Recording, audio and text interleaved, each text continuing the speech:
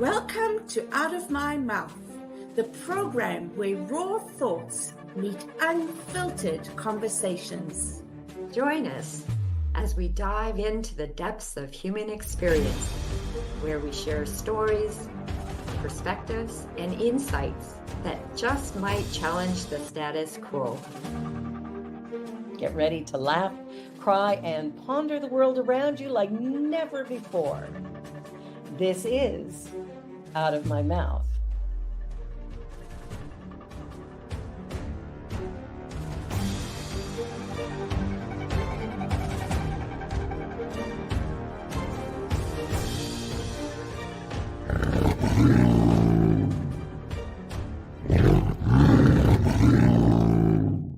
The views and opinions of our guest and hosts do not necessarily reflect those of New Thought Media Network, or any organization we may be affiliated with.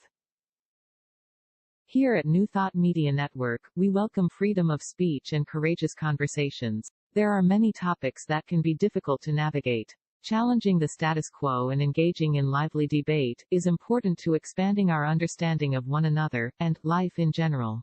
Creating a peaceful world doesn't happen because no one disagrees, it happens from a willingness to understanding one another. In our programming, we strive to expand consciousness and assist people in creating remarkable lives. Your comments are welcome at info@ntmedia.org.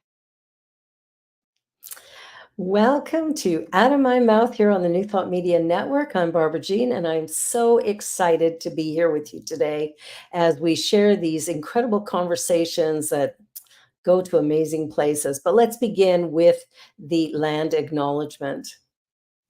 In the spirit of reconciliation and peace, we are grateful for the opportunity to meet on these sacred lands. We thank the generations of people who have taken care of this land for thousands of years. We recognize our oneness, we realize our history, and we choose to create a new reality. We are one. Miigwech. Well, my guest today is the remarkable Reverend Jenn Shepherd. She's a dedicated spiritual leader with a rich background in history, religious studies, and education. She joined Unity in Edinburgh in 2014 and has been serving as the spiritual leader since 2017. With a BA in history from Penn State and additional studies at Mercyhurst College, Jenn brings a wealth of knowledge to her role. Her professional journey includes over a decade of teaching 7th and 8th grade history and science. No, just kidding, which has shaped her approach to ministry and teaching. Jenn is also the co-founder of Bolts of Love, a program that fosters inclusion and healing by bridging the gap. I love that. So she's bridging the gap between traditional church communities and those who identify as spiritual but not religious. Passionate about integral studies, inclusion, healing, spiritualism, new thought, and self-empowerment, Jenn holds certifications in Qigong healing, grief education, integral ministry, and she is recognized as a spiritual healer. She actively participates in teaching spirituality, self-development, healing, and mediumship at Unity in Edinburgh. So welcome, Jenn. Hello. You busy girl. Tell me a little bit more about Bolts of Love. Bolts of Love. Bolts of Love started, it's been over 10 years now, from a conversation.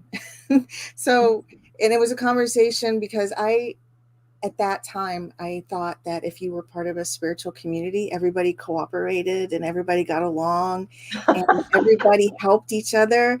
And I was newly ordained and I was like, yay. And I took myself to extra classes to come back and help everybody, and not knowing, I just didn't know. And a couple of friends of mine understood the dynamics of people a little bit better than I did at the time.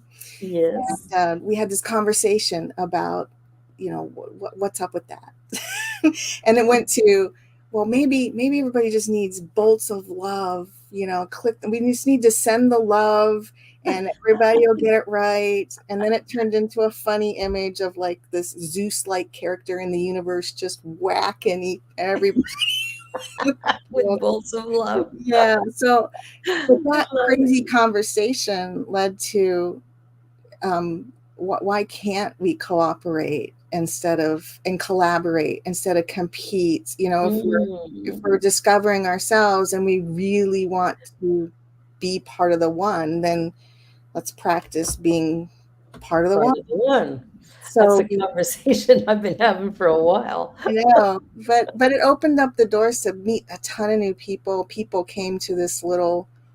We started off in a little back room of a Whole Foods co-op, just inviting anybody that wanted to come and have conversations. We, expanded that to a little bit of a speaker series, but the speakers were not name people. It was, share your truth, share where you're at. Let's have a conversation about it, see what we can learn from each other. And then it's just kind of morphed over time to whatever it's needed to be. Yeah, and it's interesting right now when we look at the world around us. I mean, there was an announcement that came out in the US a while ago about loneliness being an epidemic. And I think, when you take a look at that idea of bolts of love, it's like, the started all with COVID, where people were, stuck inside, couldn't get out. Now they can get out, but it's like they don't. It's And I think hard. that, yeah, the loneliness maybe has led to depression, or even just the fear is so great still that because that was so traumatic, people dying left, right, and center. I think it was really difficult during the pandemic for people to even imagine. And now, of course, so many people talk about going back to what was. I want life to return to normal. Well, it can't, because No. number one, normal doesn't exist, and number two, we're going forward into something we just don't know. Yeah, it's. I mean, it's always forward, right? I think Always. I think with just being home with the pandemic, and then some of the divisiveness. I mean, it seems like it became like more of an either or. People forgot how to come to the middle sometimes. I remember, ancient history ago, in college, I was the only girl in a history class in the history program. I mean, now I'm sure it's not that way, but at the time, that's what it was. And, debating. And I can remember the idea of the debate is you read, you learn, you discover, you put yourself into how you understand things, and then you find ways to present that. But the other part of that was really listening when somebody else was talking, and then knowing how that fit with what you thought the same information was, and then coming together somehow it didn't mean we always agreed by a long shot, but there was that middle ground for conversation. And I just I think of that a lot, because I don't always see that people have the skills for that, especially the young. I mean, I have teenagers still at home, so what they tell me comes back from school sometimes. I was like, really? Why? Why are they still like that? That's how they were when I went to school, 5 years ago. Why? So and I think that just got exasperated when you're home alone and separated, because you don't have that extra input on even to see how it feels with you at all, because you have your input and then what you like for your input. Yeah, and it's really, I think, created a lot of challenges socially for us to try to find a new way of integrating, because we have to come back together. And getting people to do that, it really feels like a real pull to try and get anybody out. And I'm just wondering how do we support people when we can't get them out of their homes? And it's great that we've got online, but we really need to connect. And this is part of a connection, but it's a little different if you can see somebody you haven't seen for a week and give them a hug and have a face-to-face conversation, which, that's where we need to get back to that. We yes. In person. It's learning, it's teaching ourselves how to be comfortable, be uncomfortable again. I love that conversation. getting comfortable with discomfort. Yeah. Because we're going to be uncomfortable for a long time, I think. Mm-hmm. Yeah. Things And that, I mean, that's how we grow anyway, whether we like it or not. Discomfort is, that's you the know, growing edge. yeah, if we play with the discomfort and then we have a chance to do more, be more. Yeah, absolutely. Now, you do some, the topic today is discernment of self to discover your Mhm. purpose. Tell me a little bit about, that work. That sounds interesting. Yeah. So right now, a lot of it's based in what. Let me just start over. The art of discovery sometimes has been so spiritualized that Yeah. I don't know that we understand what it really is. It's like, but the discovery is really that uncomfortable process, but being uncomfortable with you, Yeah. with me, and discovering. Um, in the art of quantum living, they call it awareapy instead of therapy. Oh, I So like yeah, that. so it's like it's being, it's tools and aspects and learning your own values, learning your own passions. I mean, Mhm. I know, at least for me, to try to explore my own passions growing up was difficult because it was not what my family group's passions were a lot of times. I Yeah, mean, I was exactly. a reader. I like science and the stars. I was a sci-fi kid. I was pretty geeky. My family was not that. They weren't bad people. They just weren't that. You Yeah. know, and a lot of us, I think, you know, we feel a little off sometimes, either in our friend group or our family group, Yeah. and we just think, or we take on these stories about ourselves that we're either not good enough or not worthy enough or we're odd enough, or what we like needs to be put on the side so that we can do the job or do what we're supposed to do. And Supposed to do, yeah, yeah. all the supposed tos. And yet, It's in the yeah, so it's helping people reconcile that in a way that doesn't demonize their past or what stories they took on. okay, yeah. Yeah, because sometimes we're like, oh, I have to do my shadow work. And then we turn all that into something's bad about us. And yet it's just, how did we at a young age take on that nobody in my family wanted to read the same books as me, or you were told this or that by, whoever that probably didn't understand that you were taking things on in a certain way. Yeah. Yeah. So that self-discovery, that awareness, I that's love yeah, that's What's the name of that book? Was it The oh, Art of it's Discernment? the art of quantum living. It's a system that it takes science and our spirituality and our history, and it's a lovely program that allows to look at the shadow work. And I'm certified as a coach in it, and it was developed by Dr. Jane and Gary Simmons. Oh, okay. Yeah, I know. Jane Simmons married me. Oh, Me so and my husband. yeah, they're lovely people, and they They did a really ton of compiling of all the different ways that we can approach, safely, um, getting to know ourselves, Yeah. and then have a system to, even day by day, if something hits us and we're uncomfortable, to actually look at that and see, well, what's in the discomfort that's lovely and not terrible. What's our discomfort telling us about us? Is it that I need to go do something because it's hit me in a way that I can put feet to that and actually do a thing?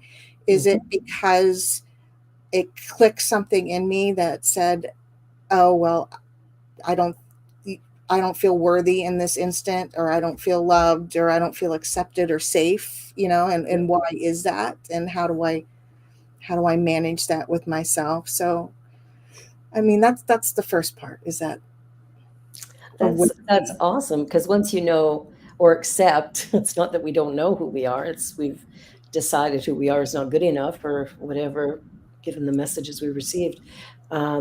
So how does that then assist us in finding our purpose? Well, I mean, that would be the purpose then, right? So when we are good with ourselves, we embrace who we are.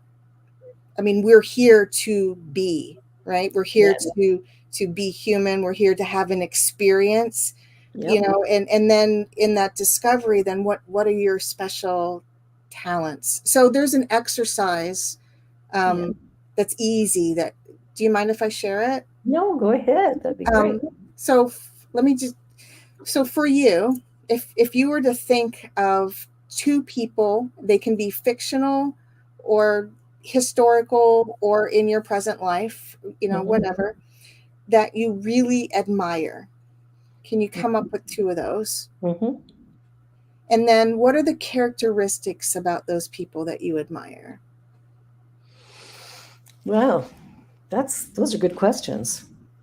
Yeah. So what puts them in the admire category for you? For me, it's both of them are women, powerful women. It's their tenacity, their the success they've created, even against all odds, because of who they are. They've had challenges that would make it difficult. But I think that's, for me, it's that willingness to really step out and be seen, and really tenacity, courage, power, strength. Because people like Oprah is one of them that I sort of connect with, and Maya Angelou is another that for me are just straight shooters. And then I just love the Fillmores. When I read the letters of all of a sudden her first name left me. Myrtle Fillmore. I just get so excited. I love her letters. They're like no BS in there at all, man. You write me about this, I'm going to write you how to get that straight, get your head straight. And it's like she's just wonderful, but there's a tenacity to that in the way that she presents it. But at the same time, it's very loving, but it's very clear. Right. So I heard you say loving, tenacity, power, and courage. Yes. Okay. So if you take those four, the only way, they're a mirror for you, these people. So those four characteristics are characteristics that you hold. Whether we honor that in ourselves right now or not, right? So to realize that to witness something that we really, really like, it's kind of like witnessing something we really, really don't like. Well, why don't we like that? It's like a little bit of opposite game, but the things that you really, so to know that those four things, to play with the idea that that's a starting point, that those are things, those are characteristics that you have come here to express, to learn about, to be. And then how does that manifest in your life? So it's not, oh, I've come here to have a podcast. No. I've come here to be, powerful and courageous. I've come here to be loving and show tenacity. And how is that being expressed? Those core elements. Yeah. And I think between my ministry and the shows that I'm doing, I think most of those show up there, and the courage, that one I've managed a few times, doing all sorts of things that some people would think were ridiculous, but, like flying to Toronto with 2 suitcases of summer clothes and $40 to start a church that didn't exist. That's courageous. That's courageous. Yeah. No house, no job, just hop on a plane with a one-way plane ticket and see what happens. I love that. That was a courageous act. It didn't feel courageous at the time. It felt like I must do this now. It was like a really loud push from the universe, and it didn't feel like it was optional. It was just what had to happen. I love that feeling of not optional. Yeah. To discover those as well, and to know that that's your connection in the moment. That's so beautiful. Yeah. That your talents are saying they have to be expressed right now. They're bursting to just shine out. Got to do something here. We can't leave it. Yeah. Gotta move. Yeah. So yeah. So it's helping people find those things. And like if we go back to the conversation we started with, it's just, I think people are really starting to explore that again, because they do want to get out of their house. They do want to do the thing, but they're trying to figure out who they are in the process to even do that. Where do I go? What do I do? I know one of my sons is, trying to figure out what next. He's finding his way. And there's not much you can do for somebody else other than listen. And, but he's in between work right now and going, I don't know. And he lives in a small town in Nova Scotia. So it's not, like being in a bustling city where there's many opportunities. There's fewer, but you only need one. Only need one. And it doesn't have to, it doesn't have to look like what anybody else thinks it needs to look like for success. That's true. That's true. Yeah. I think that's one of the big things too, is how we really want people to approve of our choices.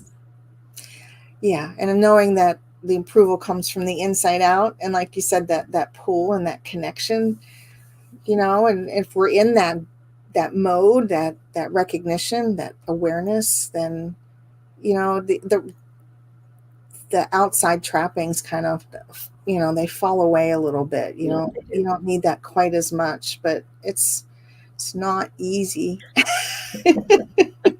Well, yeah, we've lived from the shoulds for so long that we're kind of stuck in that a little bit. Like if I do this, my parents won't approve. But you're an adult now, so maybe your parents' approval is less important. But it really isn't. It sticks with us. It really, really, it's interesting you brought that up, because I was really moving in a way that was it was like sandpaper with my dad for a while, because I had, probably, it was before COVID even started. My husband passed in 2012. And then there's a couple of years where you don't remember much. And then after that, you start to redefine who you really are, and I know in that period, because that's when I became ordained. That's when I did all these things, that I didn't go back to teaching. My children were really young at the time. So it was, to stay with them, and, all the things that just ran against the paradigm of what success looked like for my parents. It's like, what do you mean you're not going to do a full-time teaching job? What do you mean you're getting ordained in a place that we didn't, raise you in? What do you mean by, all the things? And it wasn't that they love you any less, but you can feel that there's just not understanding, or what the heck are you doing? And I started doing things that I wanted to do, because you're right. The parent thing's always like kind of just right there, whether you want it to be or not. And then he passed in COVID. He died of COVID, during COVID. And, this is going to sound crazy, but I didn't feel the pressure anymore. It's like we've been able to have this conversation since he's passed. However that works, this understanding that there is an acceptance where maybe there, so I think about that a lot, because I don't want my children to have the conversation after I pass to feel the acceptance. Yeah. That, but I think some of that's just hard because we grow up a certain way, and then how do you move away from that? And that's, that discovery of self-purpose. And I think people are having it younger and younger too. I think I think so. they're having that conversation with themselves younger and younger than what maybe our generation has been able to have it. Mm-hmm. Well, and I'm really impressed with some of the young people and the conversations that we have. And I think there's a level of consciousness that's very different Mm-hmm. from when I was 18, 19, 20, whatever. I have a daughter who's 19. And when I listen to her speak, it's like I'm talking to a 40-year-old. Like, Mm-hmm. she's just really, really clear about people's rights and equity and inclusion, and how things should be done in a way that makes it comfortable for everybody. And so it's interesting to have that type of conversation with somebody at that age, because I don't know that I could have articulated any of that. Yeah, I know I couldn't. Yeah. Not with a family member. Maybe in my history class debate, but there was something about the biological family that Yeah. had that extra layer of, I don't know what it was. Division. Yeah, division, or something you didn't want to go against or be different than. And I don't see that in my own children. I see them really being who they really are in a way that's quite lovely. The principal of my daughter's school took me aside one day. We were chit-chatting, and he said in his 15 years of teaching, he had never seen kids who were as articulate and clear and conscious about social events and things as the group of kids that he was in school now. And I think Genevieve was in grade 10 at the time.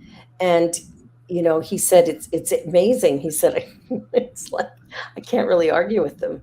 Genevieve was talking to him one day. One of her friends was being accused of something she didn't do. Or Genevieve bursts into the principal's office and said, "You can't do this. You can't talk to her like that. You can't. She had nothing to do with this."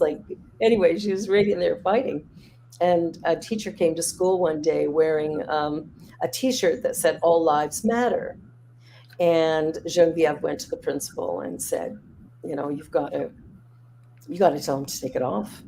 He can't wear that here. He shouldn't wear that, period, until Black Lives Matter and Indigenous Lives Matter, and on and on." So it's interesting how the kids are standing up for rights in a different way. And I know her and her friends, they're amazing, actually. And I watch some of the stuff they do, and most of them are pretty clear about their values and what matters to them.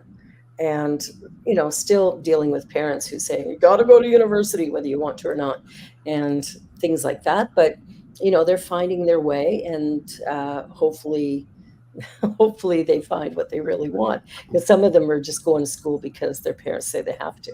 They have no idea what they want to do. And that doesn't really make a lot of sense to me, because, you build this big debt up and maybe don't work in it. Yeah. So we're going to go to a quick little commercial break. Okay. Half hour in. So we're going to have a commercial break, and then we're going to be right back. And you're watching Out of My Mouth on the New Thought Media Network. Don't go away. We'll be back in just a couple of minutes.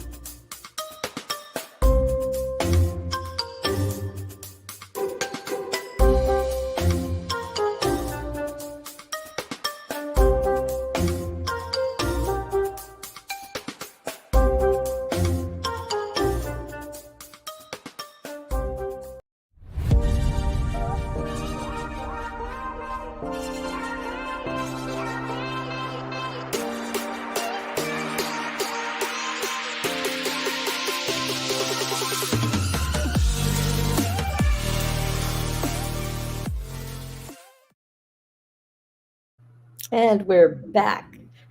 So, continuing on this conversation.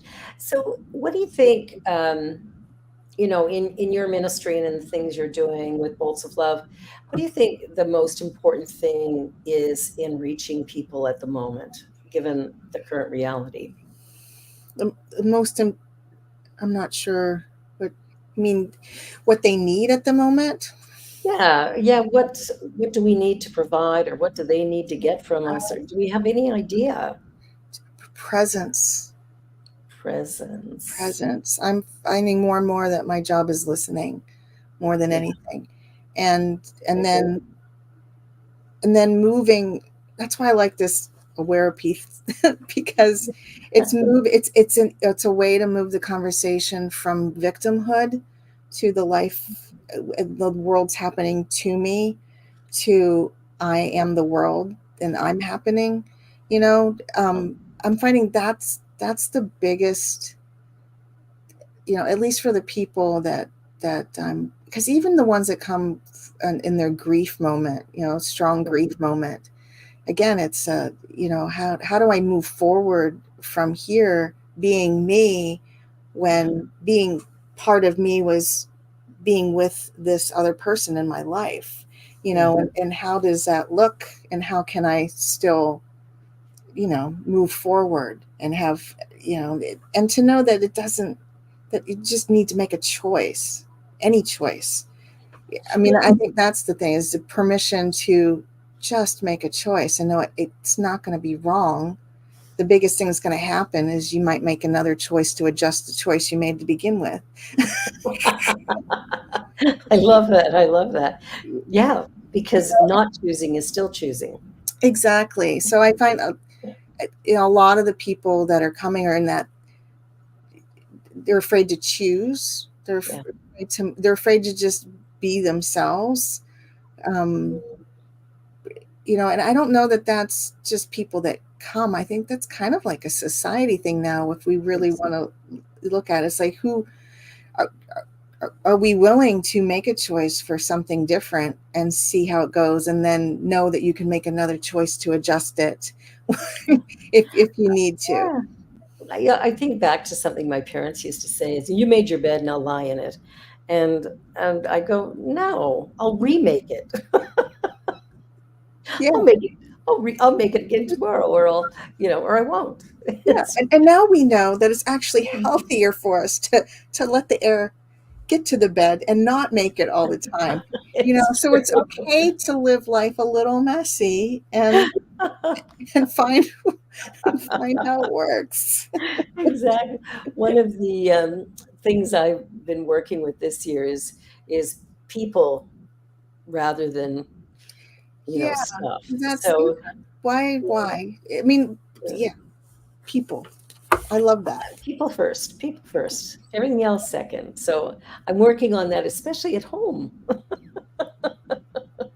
You know how it is with husbands and children and whatever. It's like, okay, so how do I put people first when my, you know, husband left the cupboard door open again, or left the toilet seat up, or whatever? Yeah. So and then it's us as people too. So why does leaving the cupboard open bother me so much? What is that about me that needs the cupboard closed? It's the fractured skull when I hit it. No, I'm kidding. But yeah, it's funny things that we find, because I find that irritating. And I'm going, why does that irritate me so much? Yeah. So that's another Yeah. exercise we do, actually. Yeah. It's the little things like that. So it's not always the big things. It's those It's little things. rarely the big things. Yeah. So it's like, and then it becomes the feeling in the heart on that kind of irritation. When Yeah. else do we feel it? In our present life, and when we were younger, going back, how often do we, not that the cupboard's open all the time, but how often do we That have that feeling. same exact feeling? And what need inside of us is that bringing up? Well, it's the need to want to be heard, or it's the need to want to feel respected, or it's the need to, so the irritation is really, and then how do we give our own selves that need? And then how do we communicate that's really what we need to the person that left the door open? it's not that I need you to always close the door. It's that I know I'm working on feeling that I'm actually heard in this house, or that I'm seen. And it's interesting because as you're talking about that, I figured I now know why it bothered me. It's my need for order. And that just popped into my head as you started talking about it. And I thought, need for order. And I realized that I don't function well when things are all messy or chaotic or whatever. I can't think. I can't function in that. I need to put it in order, and then I can. And if it's not, it's always the back of my head going, that needs to be done. That needs to be done. That needs to be done. And it's this constant thing. And I think it's order. Yeah. Yeah, I love that exercise. I've done it many, many times, but thank you for taking me through it again. The need for order. The need for order. So then, yeah. So how do you get order for yourself? How do you feel that? It takes the bite out of things like the door open. It does. It does.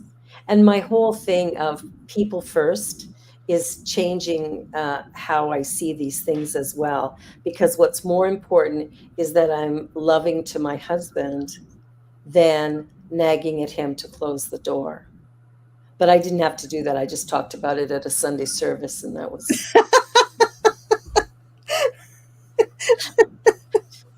He said, "You have to stop talking about me from the pulpit. That doesn't work." It works really well. I say something and it's fixed. But yeah, that was one of the things I did. He just laughs it off. But I think that's really good information, that when we're reacting to anything, if we'll just pause for a second and recognize that whatever's going on, the button that was pushed, whoever's in front of us, they didn't install it. Exactly. And the crazy thing to think about is we installed all our buttons, all ourselves. It's all about me. Yay. We installed it all, and again, sometimes it was when we were young and didn't understand everything that was happening. There's an example I give in my classes that I discovered for myself by just doing this work. It was a crazy memory. I didn't even remember that I was that was in there. But we were cleaning the kitchen, moving things around, and you clean things and you get behind things, you have them for a while, and I found some bugs, and it just was like it set all the "you're a bad mom" things off in me, that there was bugs in the house, they were going to get the kids, and I was like, oh, how terrible am I? There's all this stuff in my house. It's so terrible. And then so I caught myself though because of this work, and I'm like, what? Why am I feeling like such a bad parent in this moment? It's everybody's got a thing with bugs at one time or another, Guaranteed. Yeah. So and then sitting with that and seeing there's like when I was 10 years old, my aunt, her children, there was a knit problem at school. So, she had to take all the stuff out, put the stuffed animals in the bags, do all the scrubbing, those days. Yeah. And I remember standing outside her front door, listening to other adults saying how she couldn't keep things in control, and how, why did she let things get out of hand in her house? And, all those things that adults say, when they don't know what they're talking about. They don't know what they're talking about, and they don't know 10-year-olds are there listening, right? So I didn't remember that whole scenario but at that moment I took on, there's bugs in your house, you're a bad mom and you can't take care of your kids. Whether I took that on, and and I didn't even realize it. So, fast forward, then it's like, well, how do I manage that to know that? So that night, the kids and I had a big picnic on the floor in the living room watching TV. Nice. All the things you say you're not supposed to do. And you'll love that. Yeah. And I'm like, and we're just going to do the thing, after. Picnic. But, all those things that we take on that we don't even know we're taking on until we sit with our heart and go, well, why all of a sudden am I a bad parent finding bugs while we're cleaning? Yeah, I love that, because I mean, we all end up with bugs in the house. You know, flies in the fall and ants come out in the springtime, it seems, and there's always something that we're trying to get rid of. But Exactly. it's the way we judge ourselves. And a lot of it comes from things that we've heard adults say as when we're children, and we don't really comprehend the full story or full weight of what they're sharing. Exactly. Especially those parents who didn't have a clue what they were talking about, Yeah. because those lice will actually, they prefer clean hair. So my daughter went through, her whole classroom had a whole epidemic of it, and it was doing all that work. And you know, I just laughed because I thought, you know, they'd be interested in dirty hair, but no. They like the clean. Very clean. Yeah. So the judgment wasn't even a fair judgment. It wasn't even real. It was fake. Yeah, I mean, kids tend to, you know, they'll put their heads together and hug each other, and so lice will just move from one to the other. Part of life on the planet. I mean, sometimes I think we're so far removed from our nature, we forget just how things really are.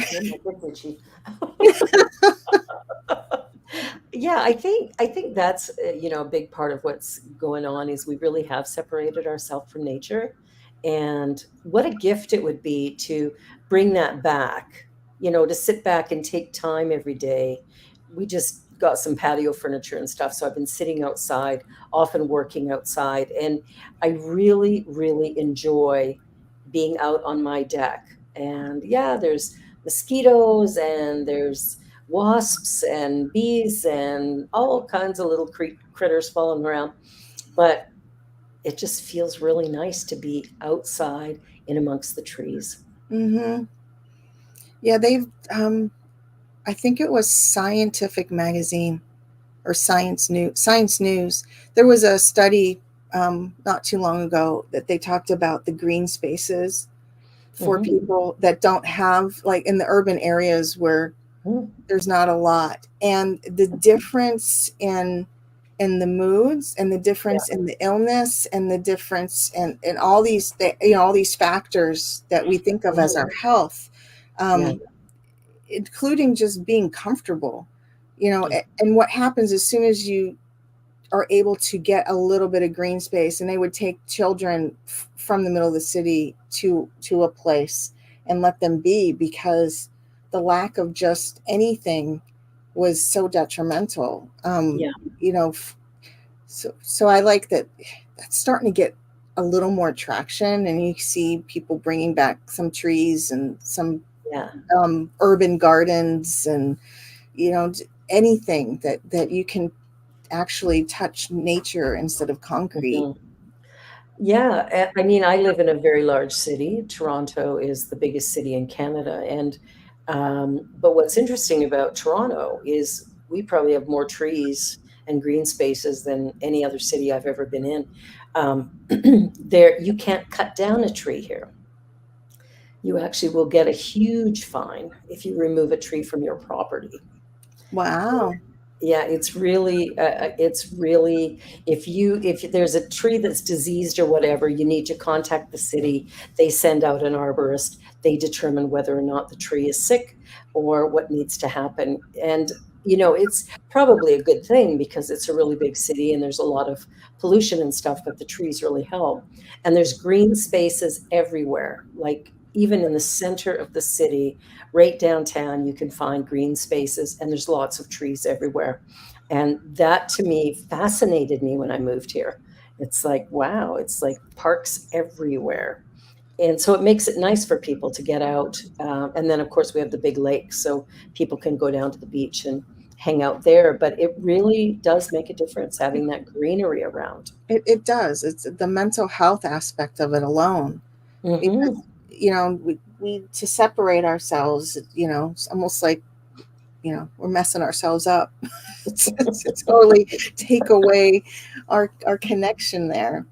Yeah. I think that's what's happening right now is we're sort of coming around to, let's find our new Mhm. way forward. What does that look like? What does it feel like? But I think connections are so important. And I was talking to somebody the other day, and I can't remember off the hand who it was, but they were talking about, people wanting, spirituality or this or that, but they want more of a secular setting and stuff. They want it different. They don't want that traditional church experience that they've had in the Mhm. past. So, I'm like many ministers sitting here going, scratching my head, going, yeah, so now what? Yeah. Well, we made So ours a little we- interactive. yeah, mine is too. Yeah. Yeah, so we have a couple of spots now that that we teach each other basically through to Yeah. sharing our lives. So and it's lovely because we've done it long enough now where people are actually not just sharing like surface stuff, but Yeah. what's really in their hearts and what's really going on with them. I know one, whether it's a grief moment because somebody, has passed in their life, or whether it's super joyful because they were able to do something and make a connection with somebody that they hadn't in a long time, Yeah. or they just realized the different colors of the sunrise that morning and, wanted to just share that experience, but it's been a huge turnaround, to know that we minister to each other. Yes, we do. It's to move from this minister centric system to the idea that the minister holds presence and knowledge that you can draw on, and that help. But really, it's to offer that presence so it moves out like in concentric in circles and this waves instead of this pyramid that we've been brought up with. That's the big change that needs to happen, right? We live in a system that it doesn't serve humanity, our system. No, no. Not at all. Not at No, all. cooperation, collaboration is lost when you have a pyramid system. Yeah. Collaboration and cooperation. That's what I love. We're doing a games night here in November. And so I've invited, I'm the minister of record for Unity Kitchener, but I'm also the lead minister of the Center for Spiritual Living on the Lake. So we're bringing CSL and Unity and a whole bunch of probably 5 or 6 different centers throughout southern Ontario together for a games night online. Playing bingo and doing some trivia or whatever. And just, it's just fun. And you get to meet people that you don't normally see because they're from other congregations. There's no charge for it. And it's just a fun night and because everybody's so far apart, you can't really come together for that. Everybody can join online, and it's a fun thing. We've done it a few times and had really, really good success with it. People really love it. That's the beauty of the video era, right? And the internet connection. It really is. It really is. I mean, Plain, not so different than the congregation 3 miles up the road. yeah, yeah. Well, and I think, giving people space. One of the things I do at the end of my talks is to just have kind of a Q&A. If people want to ask questions or want to share insights or just go, it was what it was, whatever they feel like. But I think that really helps too, is when people can have a conversation and talk with each other and go, hey, here's what I got out of this, or tell me more about that because I don't think I understand. And that's why I like classes so much, because they can ask Especially questions. small classes. Mhm. I find that, that 10 to 15 and that's comfortable enough It where is. you can have those conversations and people, feel a little more supported or comfortable or safe to explore those things out loud than in a really big group. True. And they make connections with other people, which is really, really wonderful. Do you do spirit groups at your center? Yeah, we don't have the spirit group label, but But yeah, you do the same thing. there are small groups. I mean, we're small enough where our small group is mostly, everybody at the same time right now.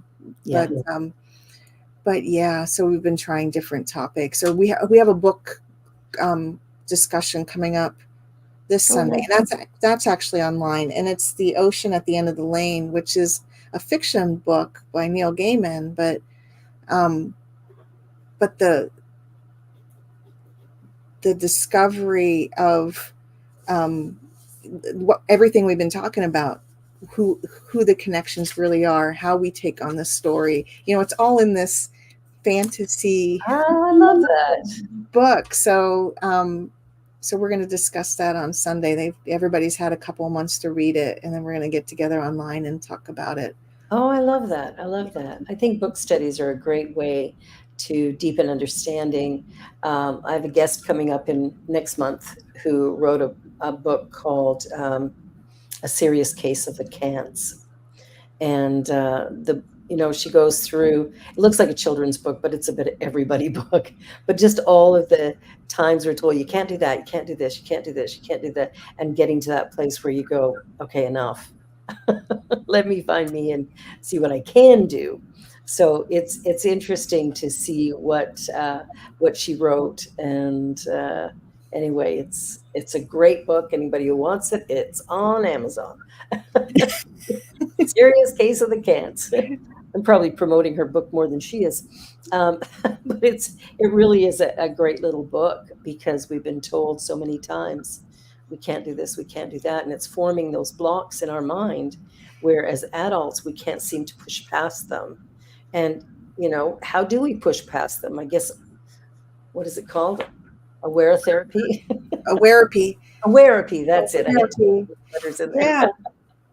Yeah. Yeah, which is, awareapy, which is, it's getting past the can'ts. That's all, who are you? What have you come here to express? I mean, if we're divine walking around on the planet, the idea of can't should be nonsensical. True. It's it really is. Yeah. And then what version of divine do you want to present on the planet? I love that. Well, we're down to our last 5 minutes. Oh, wow. That went fast. It does. I know. I'm always surprised at how quickly it ends. But what I like to do at the end is just ask the question, what do you think is the most important thing that people need to know? Oops, forgot to cancel that alarm. What do you think the most important thing is for people to take away from the conversation today?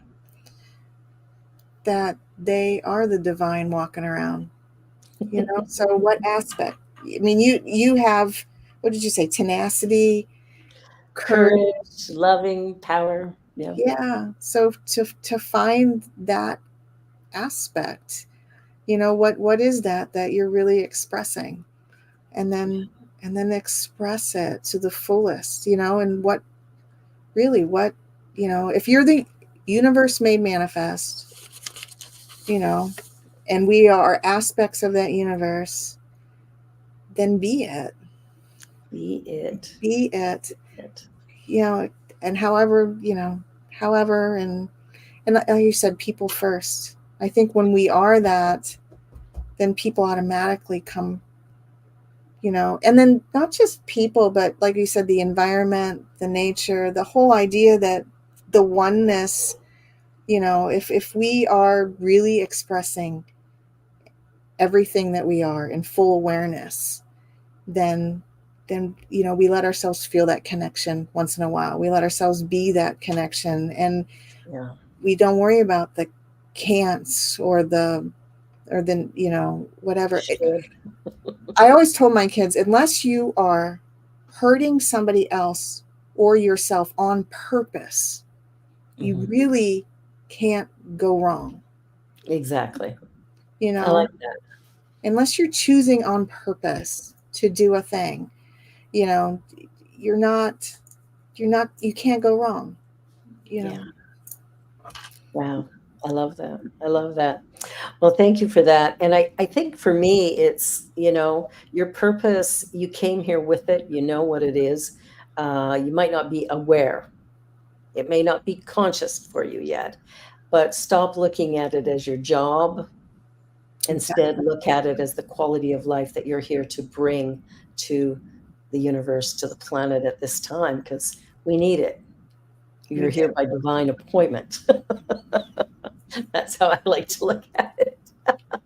Jenn, thank you so much. Thank You you, are Barbara. lovely. We'll have to talk some more. And I hope you have a most wonderful day. And for all of you who watch, thank you so much for being here today. You're watching Out of My Mouth on the New Thought Media Network. And if you want more information, just go to info@ntmedia.org. You can donate there as well. We are a nonprofit. And you can also like, share, and subscribe. Thanks for watching. Thank you for being here, Jenn. And bye, everybody. See you next time. On behalf of everyone at New Thought Media Network, thank you for being a member of our virtual family. Your financial contributions help share the New Thought message with people from around the world. Please visit and contribute at www.ntmedia.org/donate. New Thought Media Network, come be you. And please like, share, and subscribe. Until next time.